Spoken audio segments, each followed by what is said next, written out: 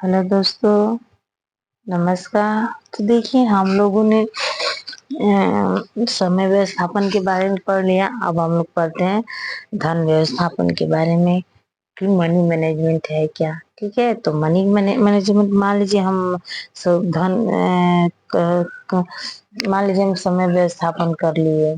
ठीक है, और समय व्यवस्थापन के बाद हम क्या किए, शक्ति व्यवस्थापन कर लिया। अब हमारे समय शक्ति व्यवस्थापन करने के बाद हमारा जो इम्पोर्टेंट टॉपिक हुआ है धन व्यवस्थापन, तब हमको इसके बारे में भी सीखना है कि अब हम धन व्यवस्थापन किस प्रकार से करते हैं। तो भौतिक, तो देखिए क्या कर रहा है, कह रहे हैं कि भौतिक भौतिक साधनों में धन एक महत्वपूर्ण साधन है। धन क्या है, महत्वपूर्ण साधन है। आजकल पता ही है कि धन की बहुत ज्यादा आवश्यकता है और धन एक महत्वपूर्ण साधन है। परिवार की संपूर्ण व्यवस्था का संचालन वास्तव में धन पर ही निर्भर होता है। परिवार की जो संपूर्ण संचालन है, पता ही है कि अगर धन नहीं रहेगा तो परिवार चल नहीं पाएगा। व्यक्ति अपनी धन की आवश्यकताओं की पूर्ति हेतु धन का प्रयोग करता है। व्यवस्थापन में अत्यंत आवश्यक क्रिया है जो कि व्यक्ति के जीवन के साथ साथ मूल्य स्तर प्राप्त करने में सहायता करती है। जिस प्रकार व्यक्ति समय शक्ति का व्यवस्थापन करके जीवन को सरल बनाना, उसी उसी प्रकार से देखिए जिस प्रकार से व्यक्ति धन और समय का प्रयोग करके शक्ति और समय के व्यवस्थापन का प्रयोग करके जीवन को सरल बनाता है, उसी प्रकार से जीवन को प्रत्येक अवस्था में मिलने वाली आवश्यकता पूर्ति के लिए धन व्यवस्थापन आवश्यक होता है।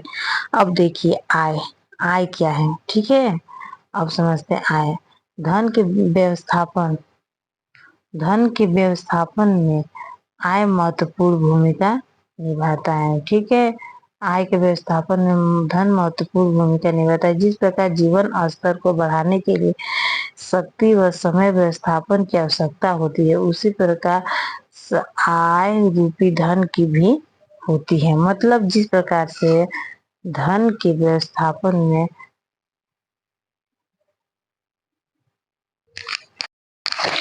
हाँ तो अब हम जैसे कि आय के बारे में समझ रहे हैं कि धन की व्यवस्थापन में आय महत्वपूर्ण भूमिका है। जिस प्रकार जीवन के स्तर को बढ़ाने के लिए शक्ति और समय के व्यवस्थापन की आवश्यकता होती है, उसी प्रकार से आय रूपी धन की भी आवश्यकता होती है। तो अब हम लोग देखते हैं कि आय की प्राप्ति के लिए शारीरिक और मानसिक रूप से प्रयत्न करना पड़ता है। आय ऐसे थोड़ी मिल जाता है पैसे। मान लीजिए शारीरिक और मानसिक रूप से अगर हम प्रयत्न नहीं करेंगे तो धन नहीं मिलेगा, आय नहीं मिलेगा। तो शारीरिक आवश्यकताओं की पूर्ति करना तथा संतोष की प्राप्ति करने के लिए आय आवश्यक है। तो अब देखिए प्रयत्न शारीरिक और मानसिक रूप से जब हम प्रयत्न करेंगे, ठीक है, प्रयत्न करने के शारीरिक और मानसिक रूप से प्रयत्न करते हैं तो परिणाम स्वरूप हमको क्या होता, आय की प्राप्ति होगा। और जो आय की प्राप्ति होगा वो परिवार आवश्यकताओं की पूर्ति के लिए और परिवार की जब आवश्यकताएं पूर्ति हो जाएगी तो हमको क्या होगा, संतोष प्राप्त होगा। तो इस प्रकार से प्रयत्न, शारीरिक प्रयास, उसके देखिए इस प्रकार से हम क्या करेंगे, सबसे पहले प्रयत्न करते हैं, फिर शारीरिक मानसिक प्रयास, फिर परिणाम स्वरूप आय की प्राप्ति, फिर परिवार की आवश्यकता पूर्ति, फिर हमको संतोष प्राप्त होता है। तो इस प्रकार से हम लोगों ने समझा। अब हम आगे देखते हैं कि आय से आशा उन सभी लाभ और सेवाओं को प्रभाव से जो एक परिवार को एक निश्चित समय में प्राप्त होती है। परिवार आय में मुद्रा के अतिरिक्त उन सभी वस्तुओं एवं सेवाओं का समावेशन होता है जो कि एक परिवार के उपभोग के लिए प्राप्त होती है।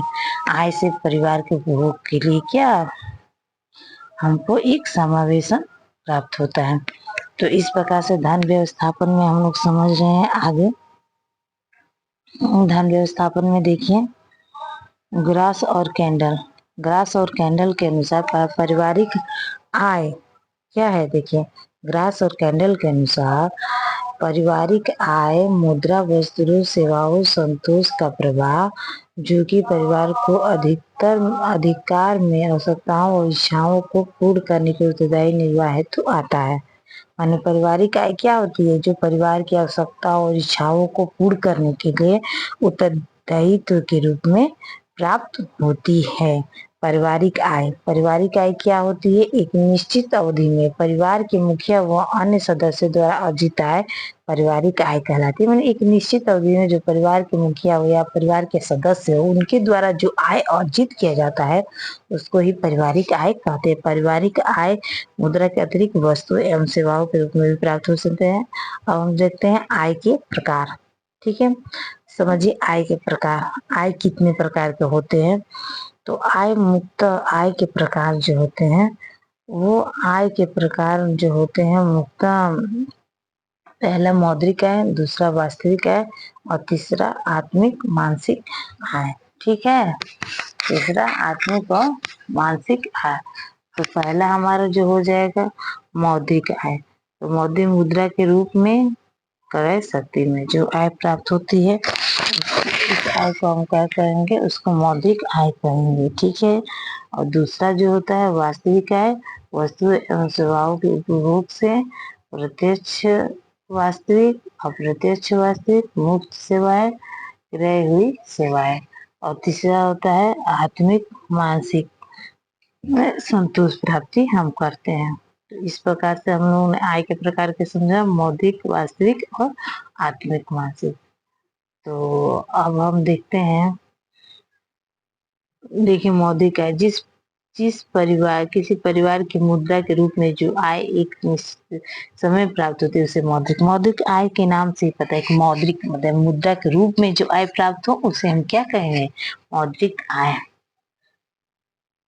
ग्रास और कैंडल ने भी मौद्रिक आय को समझाया कि ग्रास और कैंडल के अनुसार मौद्रिक आय से तात्पर्य उस क्रय शक्ति से है जो मुद्रा के रूप में किसी निश्चित समय के लिए परिवार के लिए प्राप्त होती है। मतलब मुद्रा के रूप में किसी निश्चित परिवार को जो प्राप्त हो जाए वही मौद्रिक आय। वास्तविक आय क्या होती है? इसे अमौद्रिक आय भी कहते हैं। वास्तविक आय को वह आय है जो कि वस्तु एवं सेवाओं द्वारा प्राप्त होते हैं, इसे अमौद्रिक आय भी कहते हैं।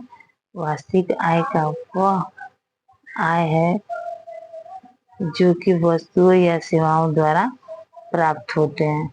ठीक है,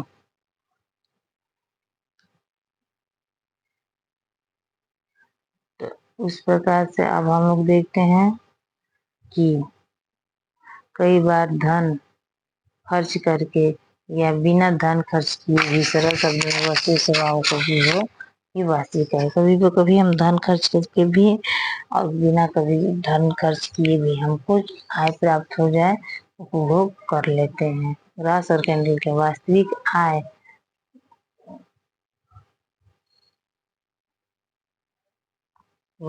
आय वस्तुओं सेवाओं को प्रभाव को कहते हैं जो एक परिवार को एक निश्चित समय में उपभोग के लिए प्राप्त होती है। ठीक है, वास्तविक आय दो प्रकार के होते हैं।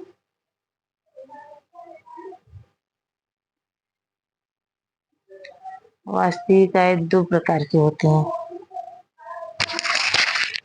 वास्तविक आय जो होते हैं और दो प्रकार के होते हैं। पहला वास्तविक आय जो होती है, जो पहला है आपका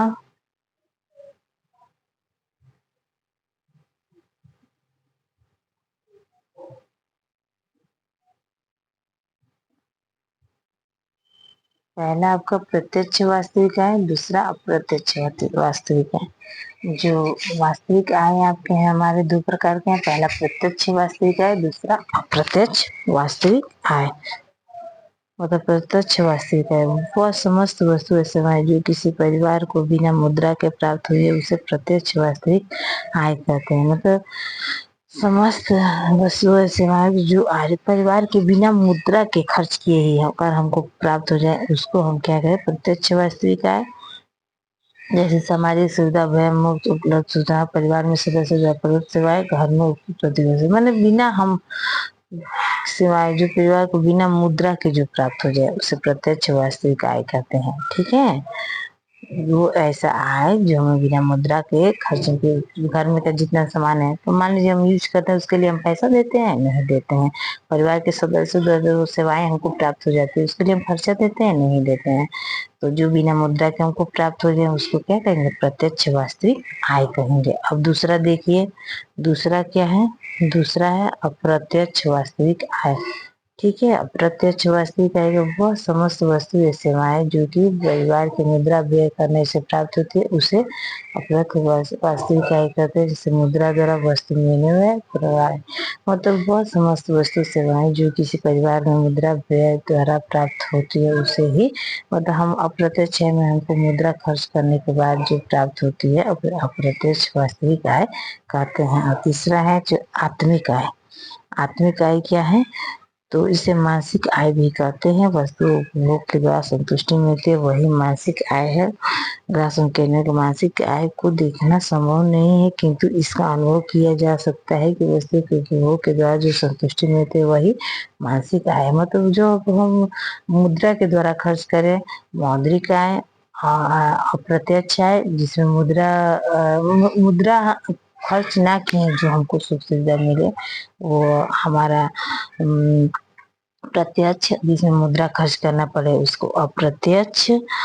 और जिसमें आत्मिक आय में हमको हमारे सुख सुविधा जो हमारे मन को संतुष्ट करे उसको हमको प्राप्त हो, वो हमारे हो जाएगा आत्मिक। तो अब हमको पढ़ना है आय के भेद।